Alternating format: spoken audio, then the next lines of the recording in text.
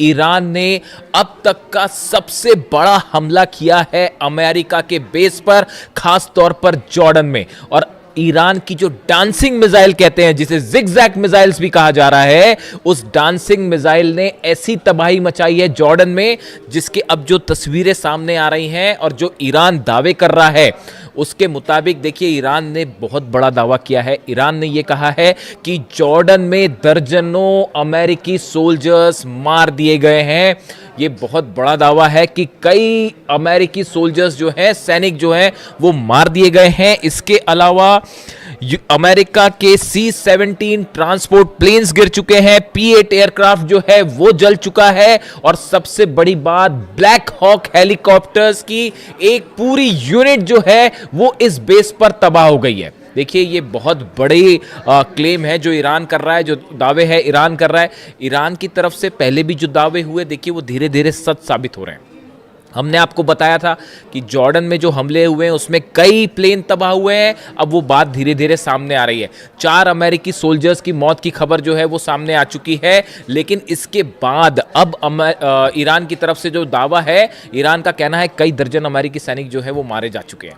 लेकिन अब देखिए इसमें बड़ा सवाल ये है कि आखिर ये हमले जॉर्डन पर कैसे हुए और कैसे ईरान के मिसाइल्स ने जॉर्डन के बेसिस पर जो है वो इतना सटीक निशाना साधा कि वहां हाहाकार की स्थिति है। देखिए मुवफ़्फ़क़ अल सॉल्टी बेस जो है पूरी तरह से तबाह है, बताया जा रहा है यहां पर जबरदस्त हमले हुए। Prince Hassan airbase, King Faisal airbase, ये जॉर्डन के वो बेसेस हैं जहां बड़ी संख्या में अमेरिकन जो थे सोल्जर्स मौजूद थे। अब देखिए हुआ क्या, ये कैसे जॉर्डन में इतना बड़ा नुकसान जो हुआ है अमेरिका को, जिसके दावे हो रहे हैं, ये कैसे हुआ, और ईरान की डांसिंग मिसाइल का क्या रोल है इसमें। अमेरिका के तमाम अखबार, मीडिया आप उठा के देख लीजिए, वो इन खबरों से भरे पड़े हैं कि ईरान की डांसिंग मिसाइल, जिगजैग मिसाइल जो अपना रास्ता बदल लेती है। देखिए ईरान की तरफ से मिसाइल दागी गई जॉर्डन के इस तमाम बेसिस पर। हुआ ये कि अमेरिका के पेट्रियट सिस्टम ने, थाट सिस्टम ने इन्हें रोकने की कोशिश की। लेकिन जो खबरें आ रही हैं उसके मुताबिक ईरान की ये मिसाइल्स जो हैं ये जिगजैग रूट अपना रही हैं, यानी कि अपना रास्ता बदल दे रही हैं। इसीलिए इसे डांसिंग मिसाइल भी कहा जा रहा है। और अमेरिका का ये कहना है, अमेरिकी मीडिया का कहना है, साहब मैं खुद नहीं बता रहा अपनी बात, अमेरिकी मीडिया जो दावे कर रहा है, आप उठा के देख लीजिए जितने अखबार हैं अमेरिका के, कि ये जिगजैग मिसाइल और ईरान की डांसिंग मिसाइल को रोकने में पेट्रियट और थार्ड पूरी तरह से नाकाम हुआ। और इन मिसाइल्स की स्पीड इतनी ज़्यादा थी कि इसे रोकना असंभव था। नतीजा ये हुआ कि बहुत बड़ा नुकसान हुआ है और अब अमेरिका ने इसे स्वीकार करना भी शुरू कर दिया है। और कितनी कैजुअलिटी हुई है ये अभी आने वाले वक्त में पता चलेगा। और ये भी कहा जा रहा है कि बदला लेने के लिए अमेरिका आज की रात बहुत बड़ा हमला कर सकता है, इस तरह की सूत्रों के हवाले से खबर है। अब देखिए एग्जैक्टली हुआ क्या, हुआ ये कि अमेरिका के जो फॉरवर्ड बेसिस में से शामिल हैं कुवैत और बहरीन, ये दोनों जगह से अमेरिका के फाइटर जेट्स टेक ऑफ कर रहे थे ईरान पर हमला करने के लिए, जो अभी दूसरे दौर के हमले शुरू हुए इस पर।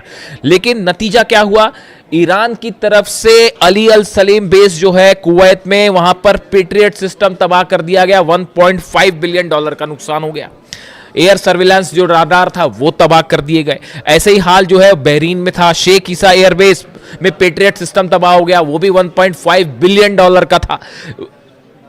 सवाल ये था कि अब ये हमले जो है, जब ये फॉरवर्ड बेसिस पर नहीं रोके जा रहे थे, तो यहां मौजूद जितने F-35 जेट्स थे, F-18 जेट्स यहां पे खड़े हुए थे बहरीन में और कुवैत में, इन सब पर खतरा मंडरा रहा था।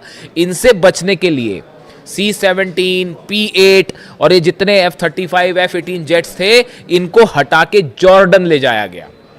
इनको हटा के जॉर्डन ले जाया गया। जॉर्डन से ईरान की दूरी ज़्यादा है बजाय कुवैत के और बहरीन के, तो इन हालात में इनको जॉर्डन ले जाया गया। अब जॉर्डन जो है वो मुख्य सेंटर बन गया ईरान के अगेंस्ट हमलों का, और जितने जेट्स टेक ऑफ कर रहे थे वो जॉर्डन से टेक ऑफ कर रहे थे। और जो अलग अलग हमले हुए, खासतौर पर ईरान के ब्रिज पर हमले हुए, टनल्स पर हमले हुए और एनर्जी सेंटर्स पर हमले हुए, उसका नतीजा ये था कि ईरान ने पलटवार शुरू किया। और सबसे बड़ा जो टर्निंग पॉइंट था वो ईरान शहर में जो ईरान के सैनिकों पर हमला किया गया, वहाँ से ईरान की सेना का गुस्सा भड़क गया और अब निशाने पर आ गए जॉर्डन के बेसिस। यानी बहरीन और कुवैत से बड़े हमले शुरू हो गए जॉर्डन पे। और ईरान ने, देखिए मैंने आपको पहले ही कहा था कि जैसे जैसे जंग आगे बढ़ेगी ईरान अपनी सबसे खतरनाक मिसाइल्स निकाल के हमले शुरू कर देगा। अब पेट्रियट और थार्ड लगे हुए हैं, सबको पता था कि पूरा जोर लगा दिया अमेरिका ने जॉर्डन में अपने बेसिस बचाने के लिए। लेकिन हुआ क्या, ईरान की तरफ से डांसिंग मिसाइल्स फायर कर दी गई और उन बेस को तबाह कर दिया गया। अब अमेरिका हैरान, अमेरिका के जितने एक्सपर्ट्स थे वो हैरान कि भाई ये हमले हो कैसे गए, ये जिगजैग मिसाइल्स कहाँ से आ गई। और आप देखिए इतनी लंबी जंग चली, तमाम हमले हुए अमेरिका की तरफ से। डोनाल्ड ट्रंप ये दावे करते फिर रहे हैं कि भाई 70% मिसाइल ख़त्म हो गई है और 90% मिसाइल ख़त्म हो गई है। मेरे से भी दर्शक अक्सर ये सवाल पूछते हैं कि क्या ईरान की मिसाइल सब खत्म हो गई है, जैसा दावे डोनाल्ड ट्रंप कह रहे हैं। मैं आपको फिर से इस बात को रिपीट कर रहा हूँ, ईरान के पास कितनी मिसाइल्स हैं या तो अहमद वाहिदी साहब जानते होंगे आरजीसी चीफ, या अली खामेनी साहब जानते थे। इनके अलावा हकीकत क्या है कोई नहीं जानता। ईरान में कितने मिसाइल सिटीज हैं, इसी दिन के लिए अली खामेनी साहब ने अपनी सेना को तैयार किया था, इसी दिन के लिए तैयार किया था। और उसका नतीजा देखिए, आज दुनिया की सबसे बड़ी ताकतें जो हैं वो ईरान के सामने घुटनों पर हैं, अपने बेसिस नहीं बचा पा रहे, खाड़ी देश जल रहे हैं और सिर्फ आप जो है कुछ नहीं कर सकते, हेल्पलेस स्थिति में खड़े। तो हुआ ये, जहां पर हमने बात छोड़ी कि पीछे कर लिया गया, अब ये डांसिंग मिसाइल्स फायर हुई। अब अमेरिका में चर्चा शुरू हुई कि भाई यहां तो दावे कर रहे थे ट्रंप की सब खत्म हो गया, फिर ये मिसाइल्स कहां से आ गई। तो अब वो एक नई थ्योरी लगाई गई कि भाई ये मिसाइल्स जो है रूस ने दी हैं, ये मिसाइल्स जो है वो चाइना ने दी है, मिसाइल की टेक्नोलॉजी चाइना ने दी है। मेरे से भी कई लोगों ने इस बारे में सवाल पूछा कि जो खबरें छप रही हैं अमेरिका में कि रूस और चीन मिसाइल दे रहा है और उसके ज़रिए ईरान हमले कर रहा है, आपकी क्या राय है? आप मेरी राय सुन लीजिए, मैं क्या कह रहा हूँ। ईरान को मिसाइल टेक्नोलॉजी में किसी की मदद लेने की ज़रूरत नहीं है। आप अगर ईरान के मिसाइल प्रोग्राम को देखें, ये कोई आज 6 महीने और 1 साल भर का प्रोग्राम नहीं है, ये बड़े समय से चल रहा है। और देखिए लगातार ईरान ने, मैंने पहले आपको एक ऐसा शुरू कर दिया था कि जितनी मिसाइल्स ईरान के पास हो, चाहे सेजेल हो, चाहे खुर्रम शहर हो, चाहे फतह 110 हो, फतह 2 भी कहते हैं, ये सब मिसाइल के एडवांस वर्जन जो है वो आने शुरू हो गए, उन पर लगातार काम शुरू हो गया। और नतीजा ये है कि अब ये एडवांस वर्जन निकल के आ रहे हैं तो अमेरिका के हाथ पांव फूल गए और वो ये कह रहे हैं कि साहब ये तो रूस ने दे दिया। बिल्कुल ऐसा नहीं है। ईरान की जो मिसाइल्स हैं वो ईरान ने खुद डेवलप किए हैं। देखिए सैटेलाइट से मदद करना एक अलग बात है, ये वो बात सही है कि हो सकता है रूस और चीन के सैटेलाइट्स, कई एक्सपर्ट्स बताते हैं कि रूस और चीन के सैटेलाइट जो है वो मदद कर रहे हैं, रडार सिस्टम के जरिए मदद किया जा रहा है, जीपीएस के जरिए मदद किया जा रहा है, वो एक अलग बात है।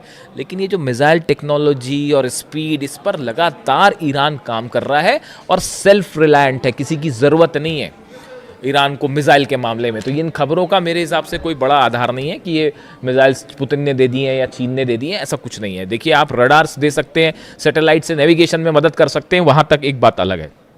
अब नतीजा ये हुआ कि जब ये मिसाइल्स फायर की गई तो पूरा का पूरा अमेरिकी सेना इस बात को लेकर हैरान थी कि इतनी जल्दी इतनी स्पीड से, अगर आप मैक 4 से मैक 11 के बीच में, यानी आवाज़ से 5 से 11 गुना के बीच की रफ्तार से मिसाइल्स बरस रही हैं, उसको कैसे कोई पेट्रियट सिस्टम रोक पाएगा। और नतीजा ये हुआ कि कई जगह जो है वो पेट्रियट सिस्टम जहां लगे थे उनके ठीक ऊपर मिसाइल्स गिरी हैं, थार्ड सिस्टम जहां लगे थे उसके ठीक ऊपर मिसाइल्स गिरी हैं।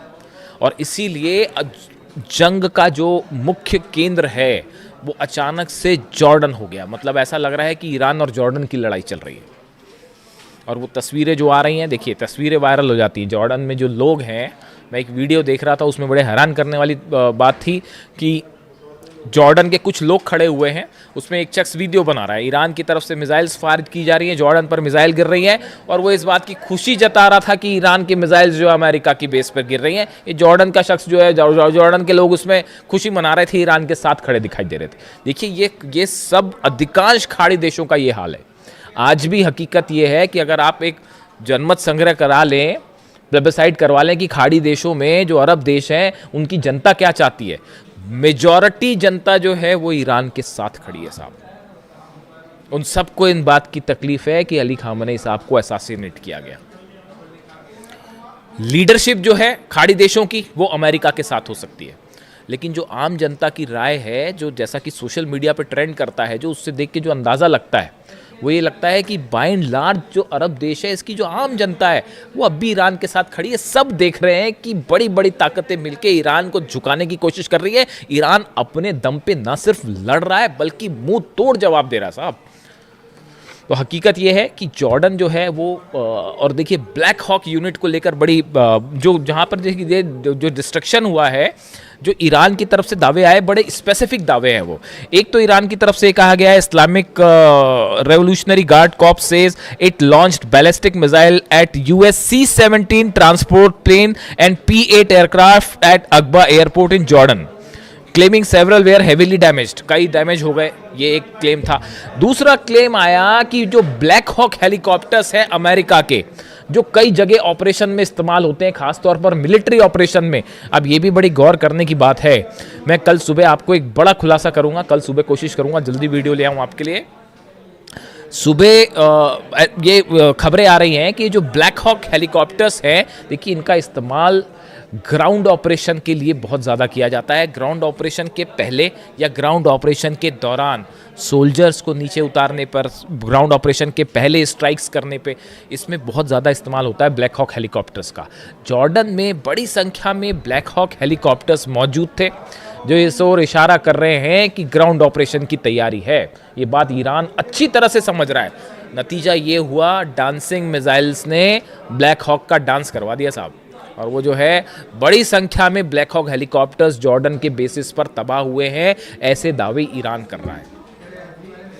और ये जो स्ट्राइक्स हुई हैं, इस स्ट्राइक्स के बाद अब ये माना जा रहा है, देखिए बड़ा नुकसान है, सोल्जर्स मरे हैं, बेसिस तबाह हुए हैं।